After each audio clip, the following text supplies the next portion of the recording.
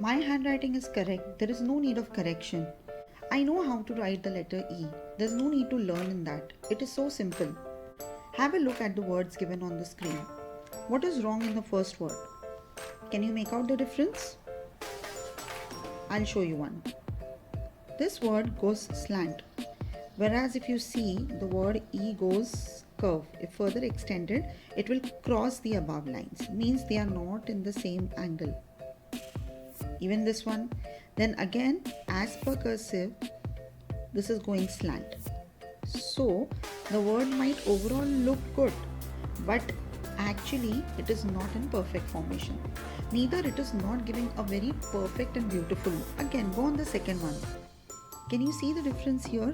There is no connectivity here. Moreover, this is just written as individual E. Here it is connected. Words are not connected and then suddenly connected at one point. And especially that is seen in the alphabet E. Now look at the third one, wherein it will seem very much perfect to you. If you draw the lines, just to show the angles, this is going slant, this is going slant, this is going slant, and finally this is going slant. So this is sign of a perfect cursive writing. So let us learn the letter for today, that is letter E.